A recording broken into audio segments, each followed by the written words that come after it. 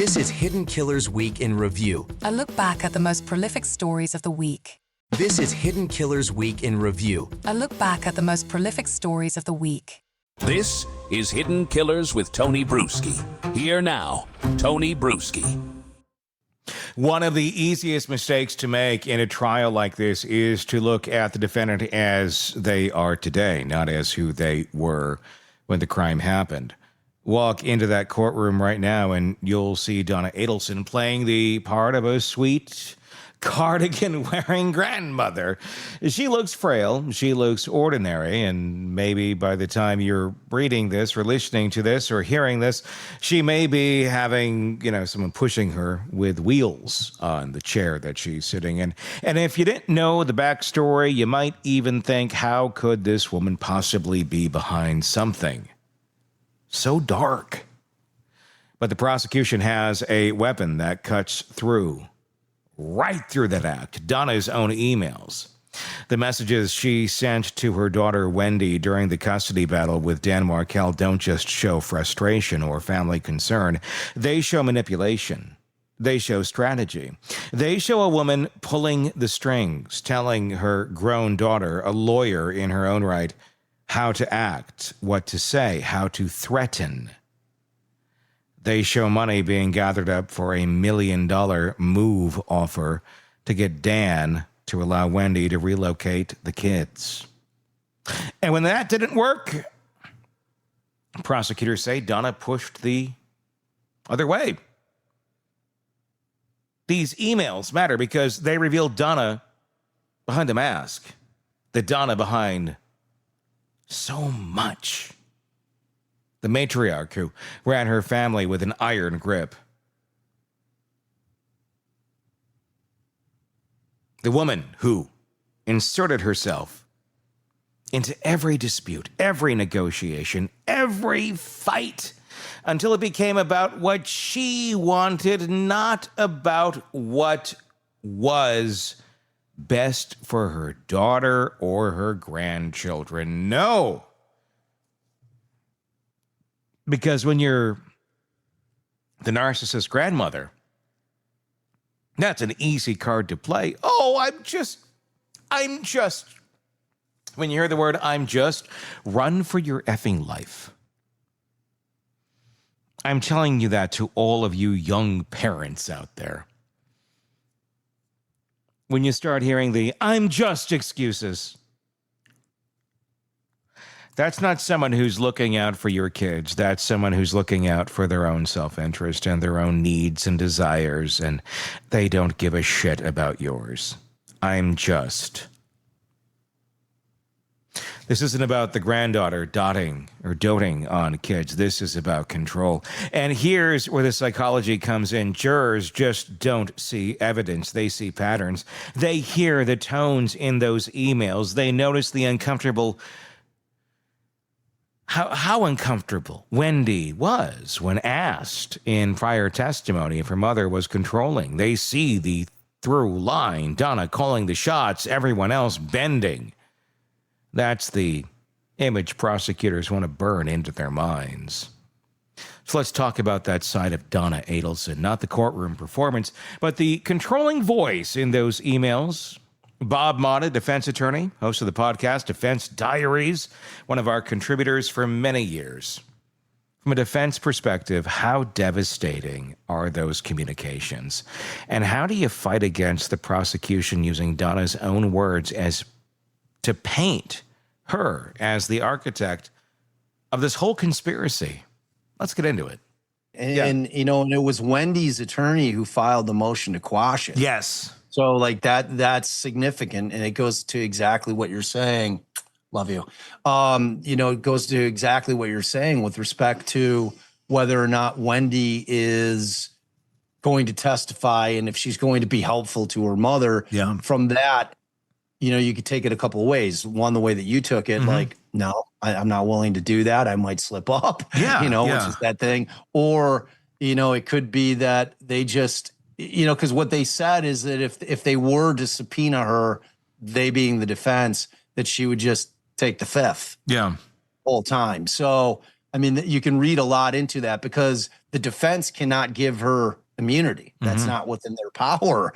So when she gets up there, she's fully exposed. Yeah. So that's why the defense is like, no. We're not willing to do that. There's just too many like pratfalls. There's too many areas where Wendy can get caught up if they get into the whole thing where Wendy just so happens to drive by the murder scene right at the time or right after the time, Dan's shot and killed in his garage. And, she's allegedly on her way to a liquor store. I mean, that's what makes it even more classic. Dude, it's you're sticky. going to the liquor store. Yeah, it's I don't crazy. blame her. It's crazy. I mean, especially if she really truly has nothing to do with this. If she just has this crazy family and she suspects they might be capable of doing this, but doesn't really think they'd ever do it, and then finds out, oh my God, they just did it. I think my stop would be the liquor store too. 100%. And dude, look, I don't know if you've read, and you should. If you haven't, you should read the emails from Donna to Wendy during the litigation, during the custody fight for the kids. Like these emails from Donna to Wendy, and I have not seen, I don't know if they're public. I have not seen Wendy's responses, but like you really get a sense of who Donna was and just how much of a matriarch that ran that family with an iron fist really is. Like it's her telling her, this is what you need to do. That thing where you were talking about, hey, it's time to put on your, that's exactly the shit that she was telling her in the email. She's like, you need to get up there and this is how you need to handle it. You need to go up there and threaten that we're going to, I'm going to send the kids to Catholic school. Like all these manipulative things that she was trying to get to have Dan like pop off and put him in a position where, or have him settle, and it also shows that we're gathering up a huge amount of money. We're looking to offer Dan $1 million to allow him or to have him allow the kids move down to us, so it's like you really see just the grasp that this woman had over her grown children who are, you've got Charlie, who's a dentist, and you've got Wendy, who's an attorney, and you've got this mom that is just running shit. Look at some of Wendy's testimony in the past where it's like, would you call your mom controlling? Well, I don't know. And it's like you're looking at like a 13-year-old girl there. I don't know if I call her that. Like, yeah, I guess.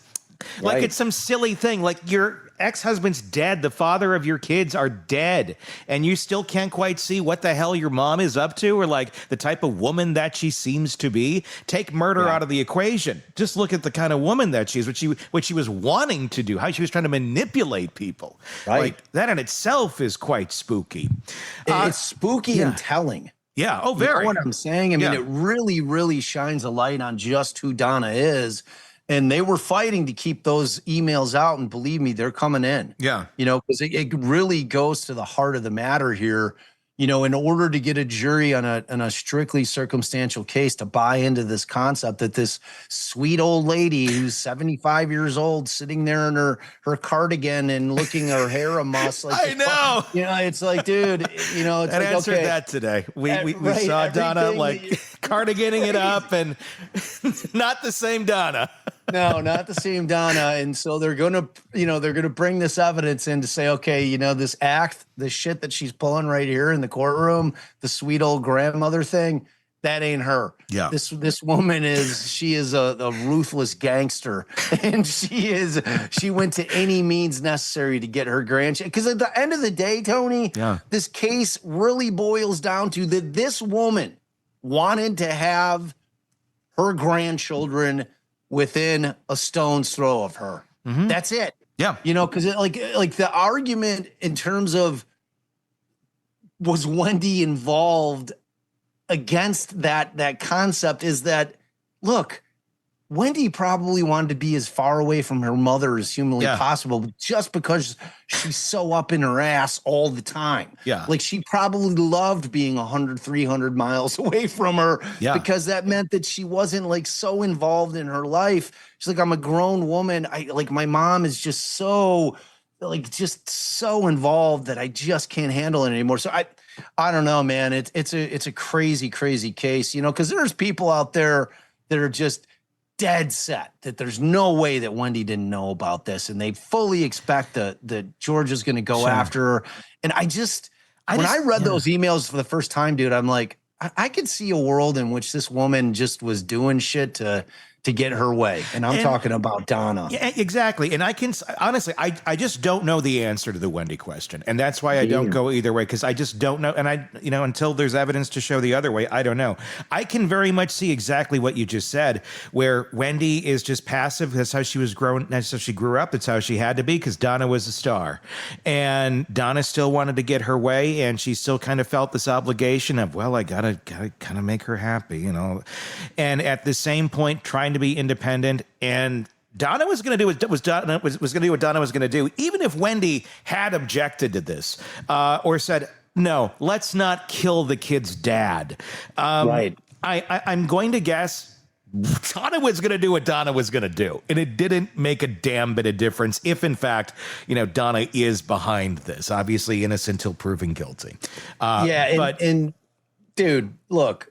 When you think about the long game on this, to show you just how short-sighted Donna was, think about the concept of these kids who are now old enough to Google. They are old enough to understand what they're Googling. And they're high school kids. Dude, like this woman has ruined their lives. Yeah. They've destroyed the Adelson name. And like by all accounts, this was an accomplished, educated, wealthy family that, because of Donna's just absolute narcissism, desire and want to have those children near her, she did whatever she wanted to do to make that happen. And the kids were of no consequence. Because she had to have thought at some point, well, what happens if we get busted? Like that thought never entered her mind. What is that going to do to these kids that I'm so desperate to be around? How is that going to affect their lives moving forward? Because it wasn't ever about the kids. It wasn't about the kids being, oh, this is great, be close to your family. And it was about Donna being happy, about that feeling for Donna. Not about, hey, let's drag Wendy from her life across the state. Hey, let's take the kids from their father. That's not a bad idea. It's also Donna. And this is where the case against Donna Adelson becomes more than circumstantial, because circumstantial evidence can be explained away, but a jury, reading Donna's own words, seeing her own instructions to Wendy, that's harder to spin. Emails don't get nervous on the stand. They don't fumble answers. They don't change their tone under cross-examination. They just sit there in black and white telling this story the prosecution wants to tell. What Bob made clear is that the defense has an uphill climb here. They can argue that Donna was just meddling. Just a meddling mother, not a murderer. They can claim she was trying to help Wendy in a custody battle, not orchestrate violence. But jurors will weigh that against a decade of patterns, against the control, against the money trail, against the fact that every other person in the chain has already been convicted. And when you frame it that way, Donna doesn't look like a grandmother caught in a crossfire. She looks like one holding the reins. It is her name on the checks. The broader picture is even darker, because this isn't just about Donna's action. It's about the effect of her control on her children. Charlie and Wendy weren't teenagers when being pushed around. They were adults, a dentist and an attorney, and still Donna's grip steered their choices. That tells you something about the force of personality and the damage one person's need for control can inflict across generations. So when prosecutors hold up those emails, they're not just proving motive, they're proving pattern. They're showing a family orbiting one person's desires, and the tragic fallout that comes from those desires crosses into criminal conspiracy. Coming up, we're going to turn the riskiest move yet in this trial, Donna's insistence on taking the stand. We're going to dive into that with Bob against the advice of almost everyone. She wants to testify. And if history tells us anything, that choice could make or break this case. So let's talk about why defendants rarely testify and why Donna Adelson may be about to do it anyway. Press subscribe so you don't miss that conversation with Bob. It's coming up for you right here. No matter where you're listening, it's on podcast platforms or on YouTube. Search Hidden Killers with Tony Brueski so you don't miss any of our conversations about this or any of the things we are discussing right here on the podcast. Be sure to press subscribe right now. Until next time, I'm Tony Brueski. We'll talk again real soon. Want more on this case and others? Then press subscribe now and don't miss a moment of true crime coverage from Tony Brueski and the Hidden Killers podcast.